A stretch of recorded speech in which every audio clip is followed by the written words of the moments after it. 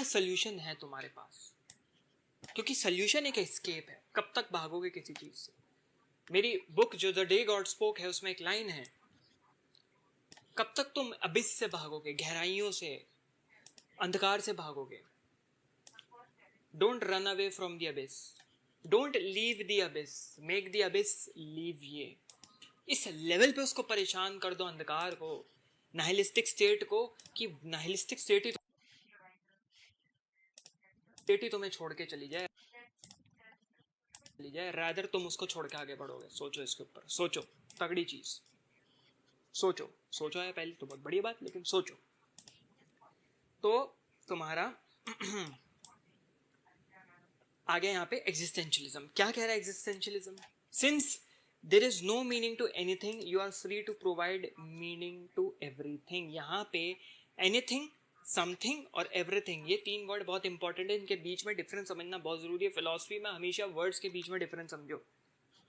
चूंकि नाइलिज्म कह रहा है कि कोई मीनिंग नहीं है, तुम समझ लो एग्जिस्टेंशियलिज्म नाइलिस्टिक स्टेट के बाद बहुत ताकत से आता है, मुंह पे थप्पड़ पड़ता है तुम्हारे जब नाइलिज्म में, तो तुम्हारा एग्जिस्टेंशियलिज्म वहां से निकल के आता है, इजाद होता है।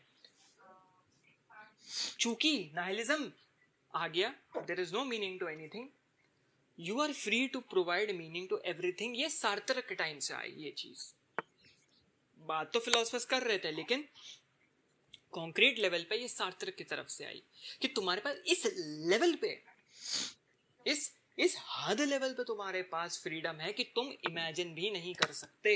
मैं कहूँ भैया कितना बड़ा यूनिवर्स इमेजिन करो, ठीक है, सोलर सिस्टम से बाहर तुम्हारा डीप स्पेस से बाहर तुम्हारी गैलेक्सी से बात हो, क्लस्टर ऑफ गैलेक्सी से तुम्हारी जो एक बबल थ्योरी ऑफ यूनिवर्स वगैरह वगैरह वगैरह जो भी है, कहाँ तक सोच सकते हो, उसके अंदर इन्फिनाइट गैलेक्सीज, एक हम ब्लैक होल में, वो ब्लैक होल एक बड़े यूनिवर्स में, जो है जो भी अलाना फलाना, जो फिजिक्स में ज़्यादा इंटरेस्टेड है वो देख लें। तो कहाँ तक सोच सकते हो? नहीं सोच सकते भैया, दिमाग सब कुछ खुल जाएगा, अंदर बाहर अंजर पंजर सब बाहर आ जाएंगे, नहीं सोच सकते। उसी के बारे में सार्टर ने कहा कि तुम उसी से तुम एक पैरेलल ड्रॉ करो, उसी लेवल का इसमें तुम्हारे पास फ्रीडम है जो तुम सोच नहीं सकते। You are free to create your own morality, you are free to create your own life. इसका मतलब ये नहीं कि तुम जाके भैया निकल गए उड़ाने, ठीक है, दूसरों की जिंदगी लेने, वो अलग से एक अलग डिबेटेबल टॉपिक है। एथिकलिटी ऑफ किलिंग, एथिकलिटी ऑफ मॉरल्स, या तुम्हारा जो क्या बोलते हैं वो ट्रॉली प्रॉब्लम, जो है ट्रॉली प्रॉब्लम, वो सब अलग होती है। ह्यूम्स लॉ ने उनका सुअरपन देखा है, तो मेरे को तो रिश्तेदार सारे मेरी रियलिटी में, तुमको नहीं कह रहा, मेरी रियलिटी में।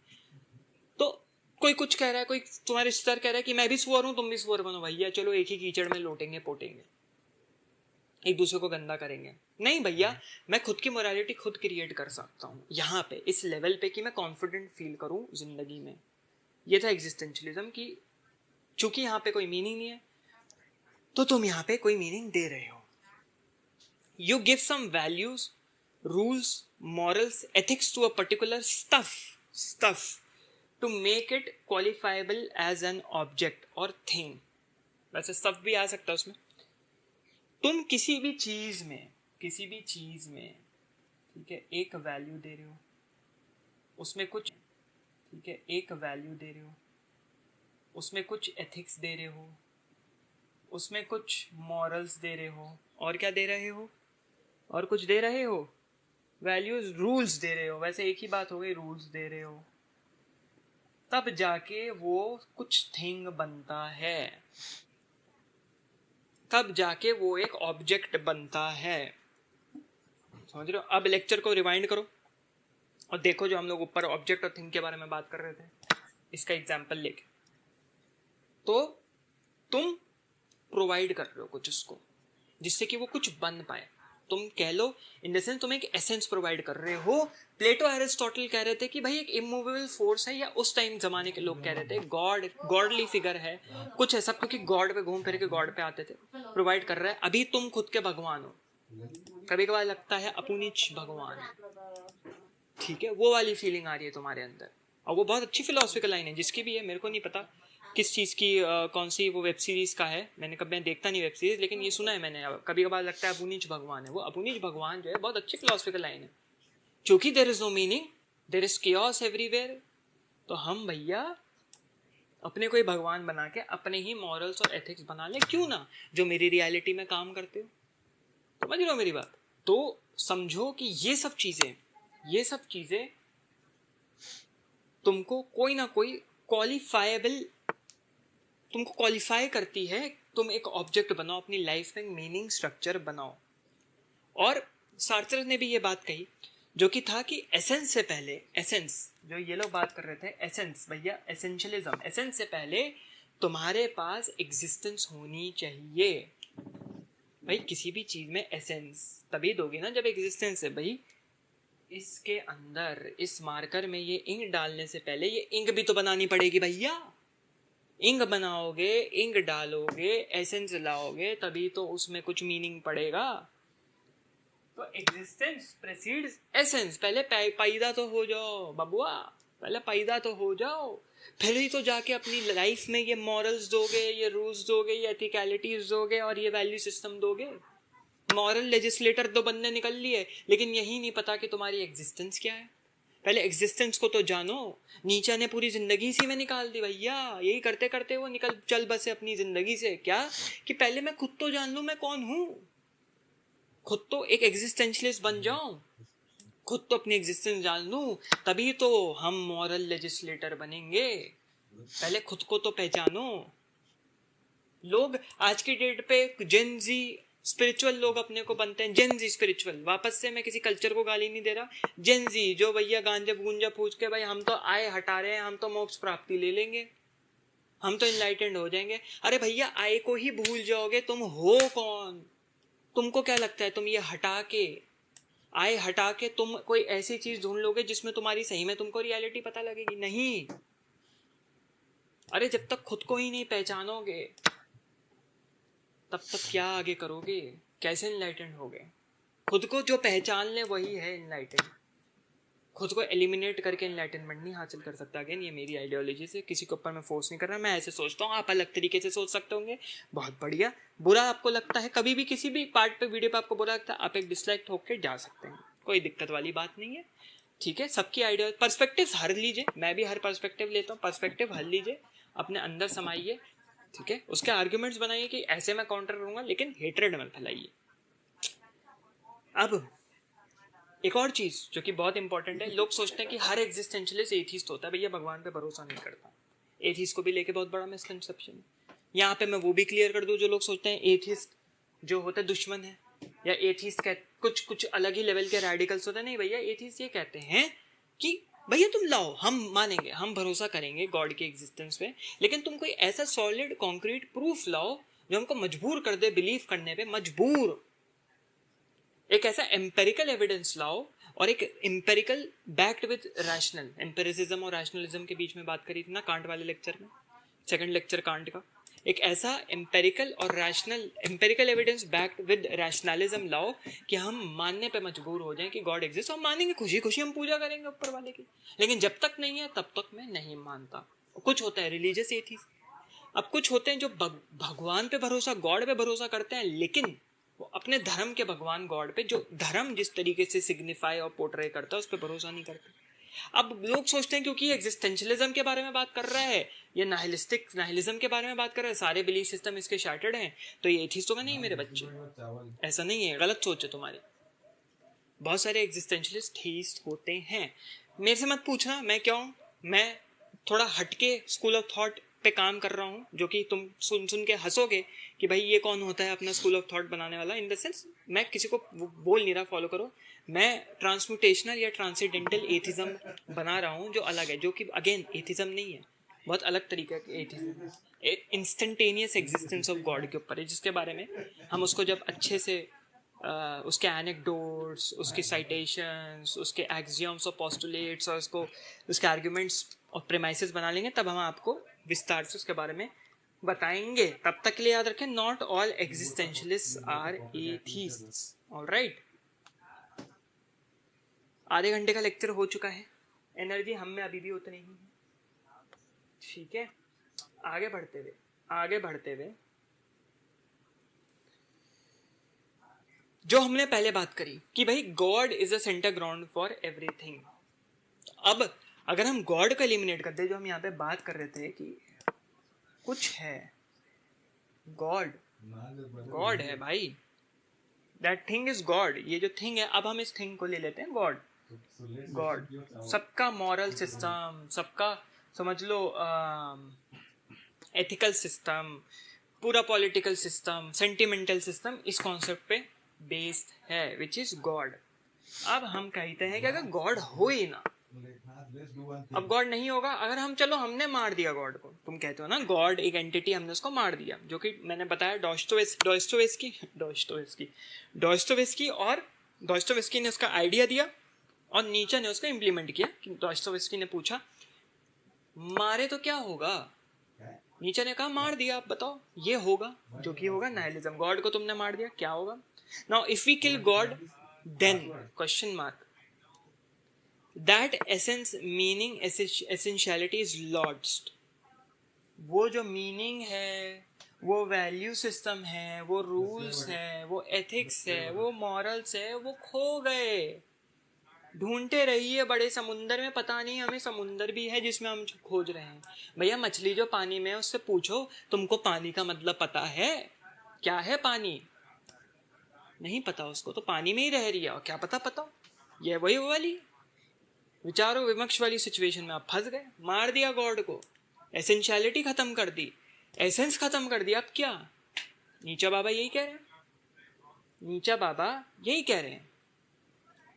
अब यहाँ पे थोड़े बहुत क्वेस्ट आती है, यहाँ पे थोड़ी बहुत बात आती है एब्सर्डिज्म की। दी एब्सर्ड, कामू, एल्बर्ट कामू का जो प्रोमिनेंट काम इसी में है, which is quest for meaning in a meaningless universe.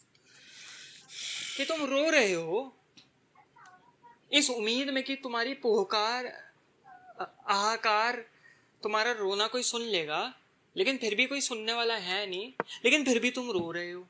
कितना एब्सर्ड है, कितनी वाहियात चीज है, कितनी बेवकूफी वाली चीज है।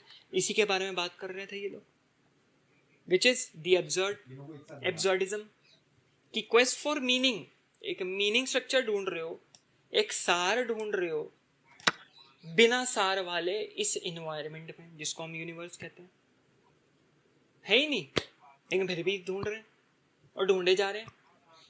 स्कूल जा रहे हो, क्यों जा रहे हो भाई? जूम आउट करके देखो, जूम आउट, एग्जिस्टेंस ही नहीं है। किसको फर्क, जुपिटर को फर्क पड़ता है तुम स्कूल जा रहे हो? किसी दूसरे अंडशंड पता नहीं प्लेनेट पे जहां एलियंस एग्जिस्ट करते होंगे जो इंसान जैसे ही होंगे, उनको फर्क पड़ता है तुम स्कूल जा रहे हो, लेकिन तुम स्कूल जा रहे हो क्यों? क्योंकि तुम अपने को सेटिस्फाई कर रहे हो, अपनी नीड्स और अपने आसपास वालों की नीड्स सेटिस्फाई कर रहे हो, डिजायर सेटिस्फाई कर रहे हो कि भाई पढ़ा लिखा बच्चा है, हम भी पढ़े लिखे हैं, तो पढ़े लिखे होंगे, नौकरी मिलेगी, नौकरी मिलेंगी तो 2 वक्त की रोटी मिलेगी। At the end of the day लड़ाई तो रोटी की ही है, पेट की ही है। इसको इन्होंने बोला एब्सर्डिज्म। अब आगे फ्रीडम के ऊपर जो हमने बात छेड़ी थी, फ्रीडम के ऊपर थोड़ा सा वापस से ब्रेक। आप इसको पढ़िए जब तक, no freedom no meaning is equal to freedom, और सारे फिलोसफर्स के बारे में पढ़िए जो मैंने यहाँ लिखा है।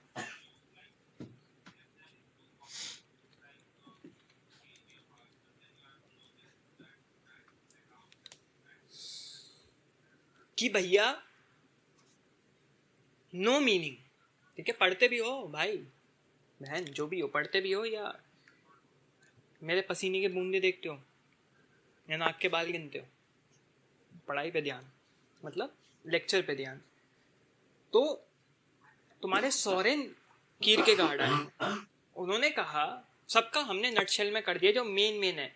हेगेल हैं, शोपेनहायर हैं, हाइडेगर हैं, बीच में थोड़ा बहुत मैकियावेली आता है, थोड़ा बहुत फुको आता है, माइकल फुको आते हैं, आएंगे बाद में, कभी आएंगे उनके ऊपर, वो डेप्थ, वो उनकी फिलॉसफी थोड़ी कॉम्प्लिकेटेड है। देखो हेगेल और फुको, ये सब कॉम्प्लिकेटेड फिलोसफर थे। बता दूं, ये इन लोगों ने आसानी कर दी। जॉन पॉल सार्त्र, अब हाइडेगर का तुमको मैं छोटा सा सीन बताता हूँ। हाइडेगर का क्या है, हाइडेगर ने ऐसे शब्द इस्तेमाल कर दिए जर्मन लैंग्वेज में जो कि कन्वर्ट ही नहीं कर। अब जो नीचा ने कहा, कीरकेगार्ड जो किरकेगार्ड डच थे, उन्होंने अपने डच लैंग्वेज में लिखा। नीचा जर्मन, उन्होंने जर्मन के बेस्ट प्रोज राइटर थे, बेस्ट लिटरेचर के वो थे, अदाकार बोलते हैं, क्या बोलते हैं, वो थे फ्रेडरिक नीचा। ठीक है, तो हाइडेगर क्या था, उन्होंने अपनी फिलॉसफी, वो कहते थे मैं अपनी मेटाफिजिक्स बनाऊंगा। वो ये कहते थे मेरे को एग्जिस्टेंशलिज्म में मत गिनो भैया, मैं अपनी मेटाफिजिक्स बनाऊंगा।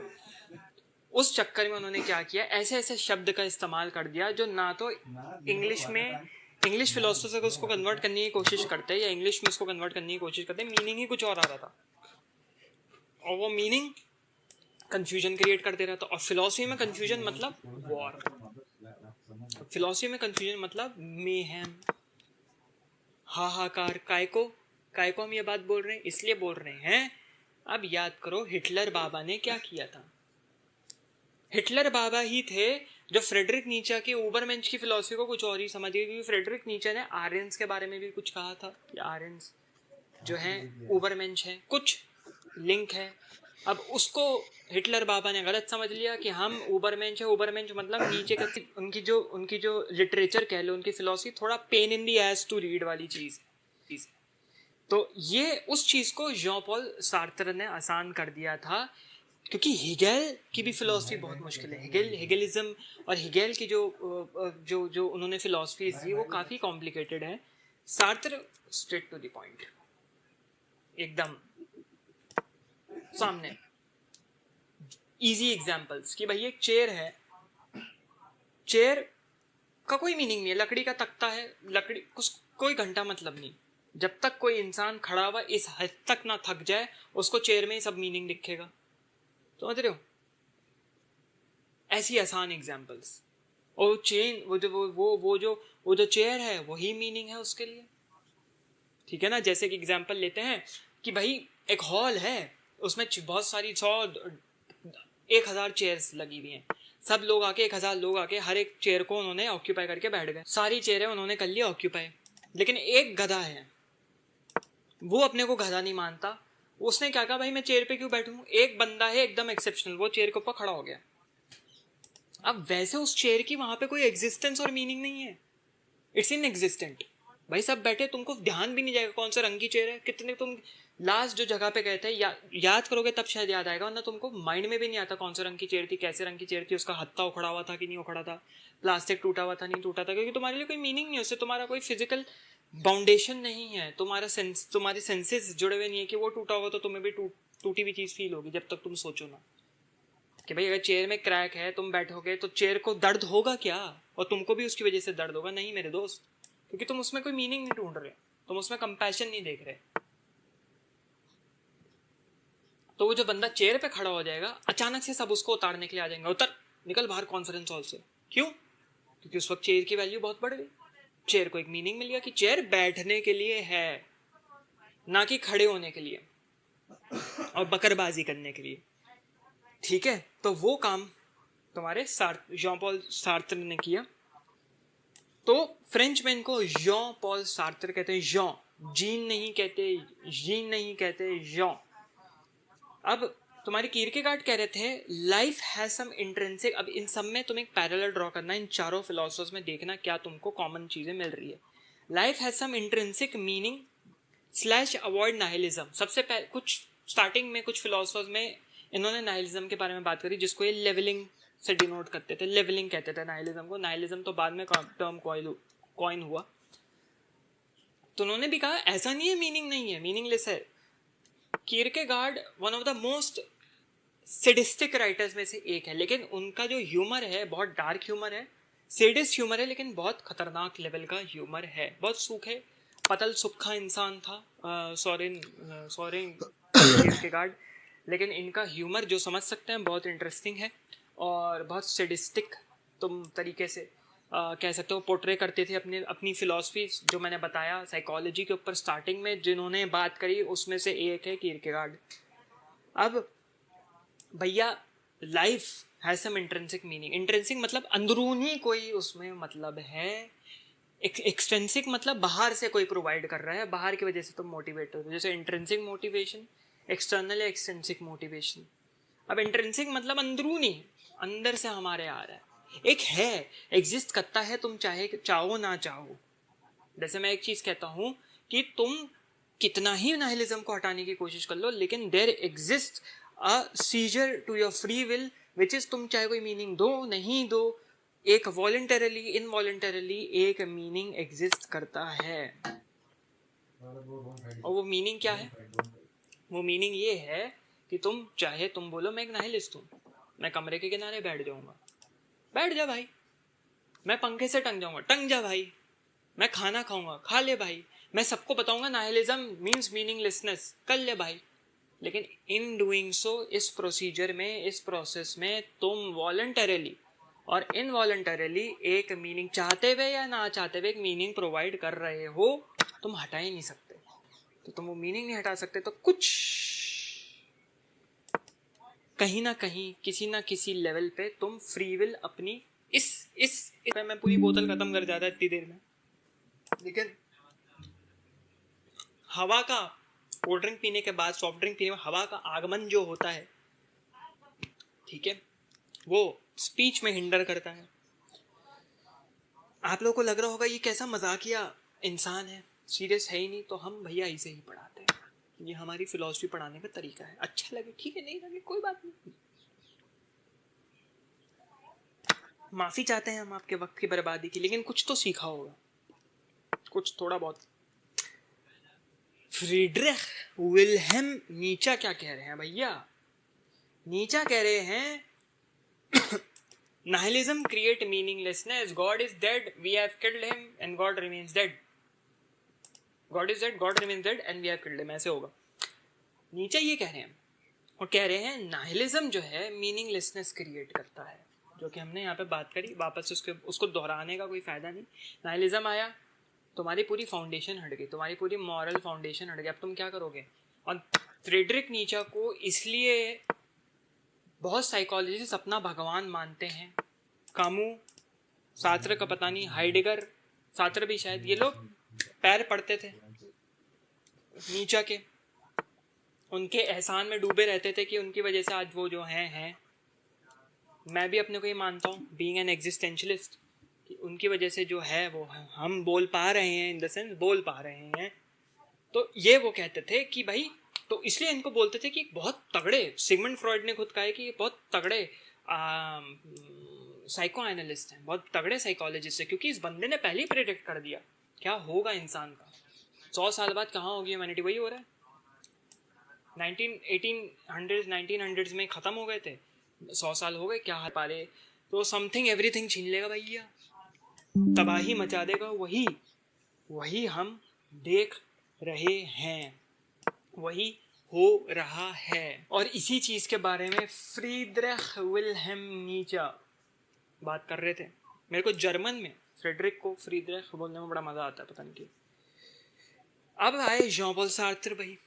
और हाँ, तुमको अगर ये चीज़ जो सिगमंड फ्रॉइड ने कही है नीचा के बारे में, इसके ऊपर एक फिल्म भी देखनी है तो है व्हेन नीचा वेप्ट, बड़ी अच्छी ड्रामा फिल्म है देख सकते हो, फ्रीडरिक नीचा के ऊपर, मज़ेदार, मज़ा आएगा।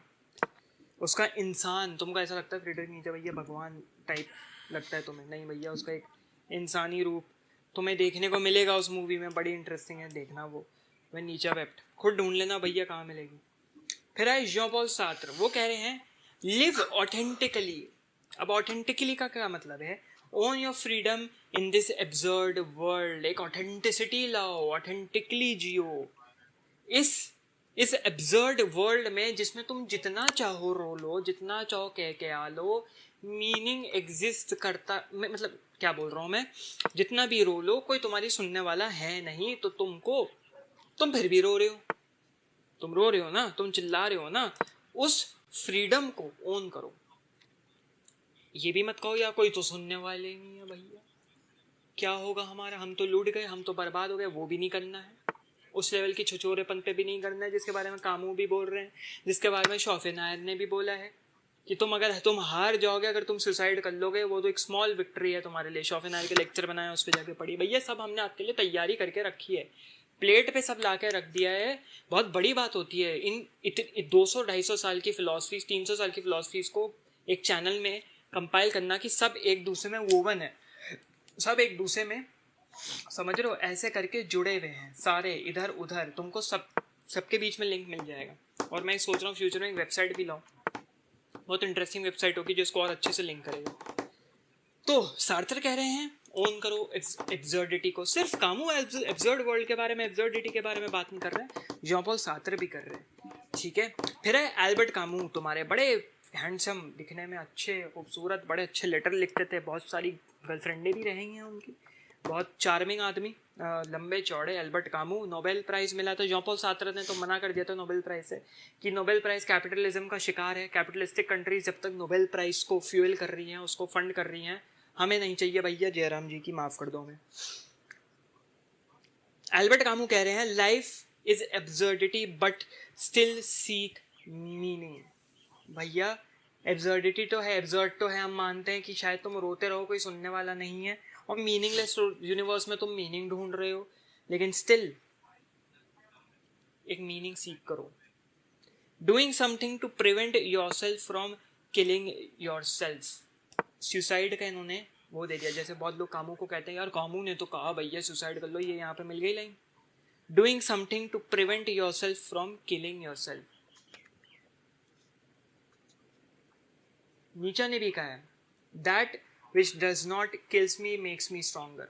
सब कह रहे हैं, सब बचना चाह रहे हैं भाई, कोई नहीं मरना चाह रहा। शोपेनहायर ने भी, शोपेनहायर को भी बहुत पेसिमिस्टिक कहते हैं, जो लेक्चर में मैंने बात करी है, लेकिन कोई मरना नहीं चाहता, कोई उस रास्ते पे उतरना नहीं चाहता है। उतारा जाता है उन लोगों के द्वारा जो लोग इन लोगों को समझना नहीं चाहते। तो आप समझ गए होगे ना। तो ये कामू कह रहे थे, इन्होंने अपनी मिथ ऑफ सिसिफस में ये कहा है, सार्त्र ने अपनी नौजिया में कहा है, और एक और इनकी बहुत अच्छी किताब थी, नाम स्किप कर रहा हूँ, इसने नीचा ने गे साइंस में कहा है, बियॉन्ड गुड एंड इविल में कहा है, इन्होंने अपनी जेनोलॉजी ऑफ मॉरल्स में कहा है, दस ज़रथुस्त्र में कहा है, ठीक है, इन सब किताबों में कहा है। और कीरकेगार्ड की में कोई ज़्यादा जानकारी है नहीं, तो भैया हम उनको कर देंगे स्किप। फिर आगे बढ़ते हुए एंडिंग की तरफ आते हुए थोड़ा बहुत बैड फेथ पे टच करते हुए कि भाई अगर तुम, बैड फेथ वो होता है, जैसे एक फेथ हो गया, फेथ सब जानते हैं, एक बिलीफ सिस्टम जिसका कोई सर पैर नहीं है लेकिन है, वो है, उसको करना है। अब बैड फेथ क्या हुआ, जिसके बारे में हमने नाइलिज्म के लेक्चर में बात करी है। बैड फेथ मतलब क्या हुआ,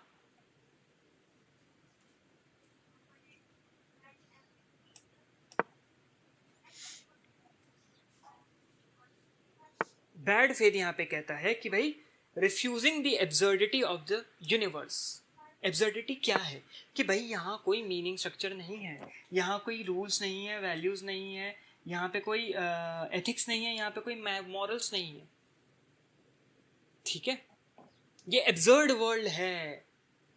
जो जिन लोगों ने ये सब तीन चार चीजें, ये सब जो ये जो तीन चार चीजें, ये जो लोग लाए हैं, पीपल लोग लाए हैं, ये अपने एक्सपीरियंसेस की वजह से लाए हैं। खुद के एक्सपीरियंस खुद क्रिएट करो, इसको कहते हैं ये एग्जिस्टेंशलिज्म, ठीक है। तो अगर तुम इसमें रिफ्यूज कर रहे हो, मानने कोई नहीं, मैं नहीं मानूंगा, बच्चे बन गए, छोटे नहीं होते बच्चे, छोटे बच्चे बन गए, या जो कांड करके आता है वो कभी एक्सेप्ट नहीं करता उसने कांड किया। और अगर तुम्हें एब्सर्डिटी को रिफ्यूज कर रहे हो, तुम एक कांड करने वाले कांडिकारी इंसान हो, कांडकारी इंसान। क्या शब्द बनाया हमने, हमको नहीं पता हमने क्या शब्दकोश का इस्तेमाल किया, बट मत करो refuse the absurdity of this universe. और following what others do and blaming the rest to God, एक और ये बैड फेथ का एग्जाम्पल जो कि नीचा ने भी बहुत इस्तेमाल किया था। जब जर्मनी टूट रहा था, जर्मनी ख़त्म हो रहा था, नेशनलिज्म टूट रहा था जर्मनी में, तो उसके अपने स्टूडेंट से फ्रेडरिक नीचा ने पूछा कि भैया क्यों नहीं लड़ते अपनी जर्मनी के लिए। और फ्रेडरिक नीचा, मैं तुमको एक और बात बता दूं, इतने ज़्यादा उनका इन्फ्लुएंस था कि वर्ल्ड वॉर के दौरान फ्रीडरिक नीचा की किताबें सोल्जर्स को दी जाती थी, जर्मन सोल्जर्स को फ्रीडरिक नीचा की एक किताब रहती थी उनके, समझ लो जैसे किट होता है ना, आर्मी किट, उसमें एग्जिस्ट करती थी फ्रीडरिक विल्हेम नीचा की किताबें। तो भैया फ्रीडरिक नीचा ने बोला कि भाई तुम क्यों नहीं लड़ रहे, कि दिमाग पे जंग लग गई है, क्या हो गया, क्यों नहीं लड़ रहे, लड़ो अपने हक के लिए। जो है लग्जमबर्ग हो गया, लग्जमबर्ग का नहीं पता, फ्रांस, ब्रिटेन, ये सब कंट्रीज जर्मनी को तोड़ रही थी, खींच रही थी अपनी तरफ, थोड़ा एरिया ले रही थी, छोटी कंट्रीज, शायद ऑस्ट्रिया वगैरह भी ले रहा था। तो फ्रीडरिक नीचे ने कहा लड़ो, अपने स्टूडेंट से कहा क्यों नहीं लड़ते हो? वो कहते हैं कि भाई ऊपर वाले की मर्जी है भैया, जो कर रहा है ऊपर वाला कर रहा है। तभी Friedrich Nietzsche killed God on the crossroads of Germany. एक पुतला बनाया, डाल दिया, जला दिया, बोला ले भाई तेरे तुम्हारे गॉड को मैंने मार दिया, अब बताओ कहां से लाओगे? हैं? गॉड खत्म, अब बनाओ खुद की morality, become a moral legislator, खुद की वैल्यूज बनाओ। उस वक्त तो बड़ा नाइलिस्टिक स्टेट में सब, अरे भाई ये क्या हो गया, अरे भाई ये क्या हो गया, गॉड को मार दिया, उसने गॉड को मार दिया। अब लाओ, अब बनाओ, इसलिए भी गॉड इज डेड, कि खुद के लिए बनाओ। ये एक और मीनिंग गॉड इज डेड। सोचो कितना पावरफुल है। स्लेव मत बन के रहो, गुलाम मत बन के रहो, अपने शेर खुद बनो। समझ रहे हो? मैं अपनी किताब द डे गॉड स्पोक में भी इसके ऊपर बहुत अच्छे से बात कर रहा हूँ, मतलब अपना पर्सपेक्टिव देते हुए, अपनी फिलॉसफी के द्वारा। तो ऊपर वाले पे डाल दिया, हर चीज़ उठाई ऊपर वाले पे डाल दी, तो वो बैड फेथ का एग्जाम्पल है। मेरी एक डिबेट हुई थी एक बंदे से, तो वो अपने धर्म को प्रोटेक्ट करने के लिए, ठीक है, क्योंकि धार्मिक लोग लॉजिकली नहीं सोच पाते, धर्म को प्रोटेक्ट करने के लिए, मैं नाम नहीं लूँगा क्या धर्म, कैसे धर्म, क्या ज़बरदस्ती जॉन पॉल सार्त्र के बैड फेथ का एग्जाम्पल यूज़ कर रहा था। उसको मेरी भी फिलॉसफी की नॉलेज नल थी, उसकी भी ऑलमोस्ट नल थी, बस वर्ड्स पता थे। लेकिन अब अगर वो कहीं भी ऐसा कोई बंदा देख रहा होगा समझ जाएगा, ठीक है। क्योंकि मैं शायद कह रहा था कि कुछ मेरी भी बच्चों वाली चीज़ें थी कि मेरे फादर की जो डेथ हुई है अभी रिसेंटली, जो पिछले साल हुई थी, ये हुई है, ऐसा हुआ है, मैं भी बहुत परेशान था, टॉर्मेंटेड था, तो उसी का फ़ायदा लोगों ने उठाया, तो उसी में मेरा भी दिमाग काम नहीं करा। तो यहीं पे एक कहानी, छोटी सी स्टोरी टेलिंग इस लेक्चर को एंड करने से पहले, जो कि है कि सार्त्र का एक स्टूडेंट था और वो आया एक बहुत बड़ी गंभीर प्रॉब्लम लेके। और वो प्रॉब्लम ये थी कि भाई मेरे को वॉर में भी जाना है, अपनी कंट्री के लिए भी लड़ना है, और उस तरफ मेरी माँ है जो बहुत बीमार पड़ी है, उसका मेरे को ध्यान भी रखना है। अब मैं क्या करूँ? मैं एक विचारों विमर्श में फंस गया हूँ। I am stuck where, I am stuck in a very very unfathomable, बिना जो तुम सोच भी नहीं सकते उस सिचुएशन में आई एम पेन्ड। एक तरफ भैया मेरी जो है ये सिचुएशन है, एक तरफ नेशनलिज्म आता है, एक तरफ मेरी मम्मी आती हैं। मैं क्या करूं इस सिचुएशन का? मैं क्या करूं? मैं वॉर में अगर लड़ने चला गया तो कंट्री के लिए तो कुछ करूंगा, लेकिन वो बहुत छोटा सा एक कंट्रीब्यूशन रहेगा। लेकिन हो सकता है वो छोटा सा कंट्रीब्यूशन बहुत करोड़ों लोगों की जिंदगी बचा ले या मदद कर दे उसकी। या तो मैं बहुत करोड़ों लोगों की ज़िंदगी इतनी चीज़ों से, इतने फीचर समझ लो खुशियों से इम्पैक्ट करूं, या फिर मैं अपनी माँ के पास रह के, जो कि बहुत ज़्यादा बीमार है, उसका ध्यान रखूं और उस एक इंसान को सारी खुशी दूँ, उसकी दुनिया की सारी खुशी दूँ, दुनिया में जो जो वो चाहती थी वो सब उसको दूँ, क्योंकि उस माँ का एक लौता अकेला ये बेटा था। तो ये एक प्रॉब्लम। अब जॉन पॉल सार्त्र ने कहा कि भाई पहले तो सोचे, तुमको क्या लगता है, तुम सोचो, वीडियो पॉज करो अगर पॉज करना है तो, और सोचो तुम अगर होते तो उस बंदे को उसको क्या सोल्यूशन देते, कि अपने देश के लिए जाके लड़ो या अपनी माँ का ध्यान रखो। वहां पे जॉन पॉल सार्त्र ने कहा इसका कोई सोल्यूशन नहीं है जब तक तुम इसको कोई सोल्यूशन खुद ना दो, और वो सोल्यूशन ऑथेंटिकली होना चाहिए। जो हमने ऑथेंटिकलिटी के बारे में बात करी थी, कहाँ चला गया?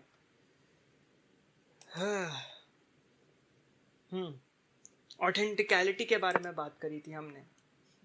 Live authentically, own your freedom in this absurd world. ये वर्ल्ड एब्सर्ड है, इसमें तुमको खुद को मीनिंग देना है, ओन करो, वो डिसीजन लो तुमको क्या करना है बच्चे।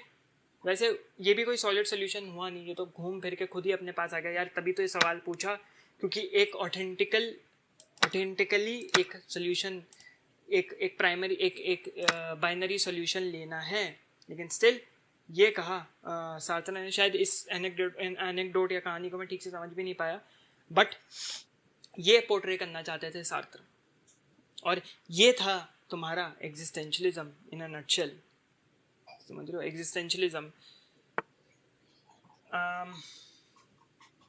ये एक ओवरव्यू था, बहुत बढ़िया भी मैं नहीं कहूँगा, क्योंकि 1 घंटे का लेक्चर मैंने कभी पहले नहीं किया। एक बार में अपलोड करूँगा रायदा तोड़ने के, ठीक है? तो एक बार में अपलोड कर देंगे हम। लेक्चर अच्छा लगा हो तो लाइक ज़रूर देना, एल्गोरिथम को पता लगता है, मेहनत लगती है यार पीपीटी, क्योंकि तो पीपीटी तुमको लग रहा है 4-5 शब्द की, लेकिन इसको कंपाइल करने में मेहनत लगती है, ठीक है? तो अपनी तरफ से तुम लाइक वाइक कर देना, कहीं किसी ग्रुप में शेयर करना कर देना, कम्युनिटी ज्वाइन करो, ठीक है? और कम्युनिटी के लिए मेरे को एक छोटी सी अनाउंसमेंट ये देनी थी कि कुछ लोग रिसेंटली धर्म के नाम पे बहुत गंदगी कर रहे हैं, ऐसे लोग कम्युनिटी में नॉट अलाउड। अगर आप धर्म को लेकर सेंसिटिव हैं या पर्टिकुलरली किसी स्कूल ऑफ थॉट को लेकर सेंसिटिव है कि आप एथीस्ट हैं तो आप एथिज्म को लेकर बहुत सेंसिटिव हैं, आप धार्मिक हैं, हिंदू है तो हिंदुज़म को लेके, मुस्लिम है तो इस्लाम को लेके, क्रिश्चियन है तो क्रिश्चियनिटी, बुद्धिस्ट है तो अपने बुद्धिज़्म को लेकर बहुत ज़्यादा टची हैं, तो उस ग्रुप में ना जाए। मैं ये नहीं कह रहा वहाँ पे गंदगी होती है, लेकिन हाँ वहाँ पे कॉन्सेप्ट्स और फंडामेंटल्स चैलेंज होते हैं।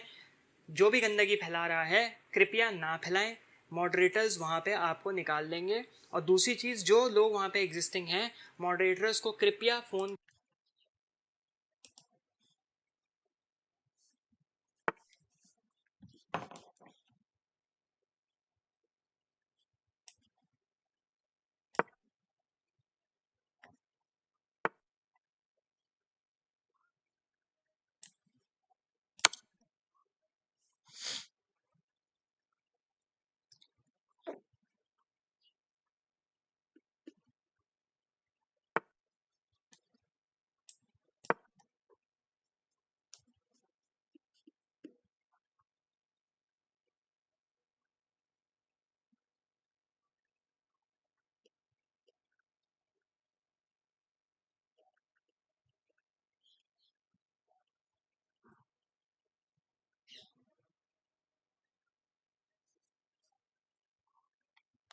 सपनों के बिन छाटों में तेरी सूरत है, तुझको जो खोया तो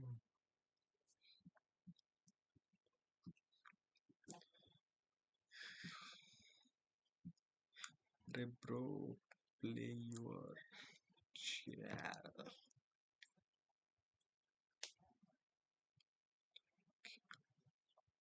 इट्स गोइंग टू लूज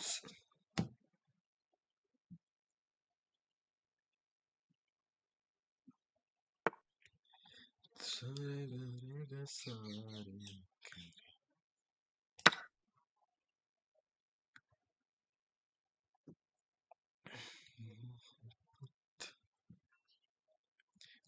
का सुकून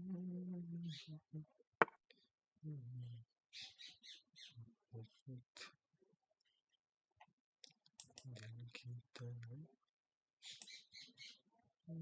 कैसा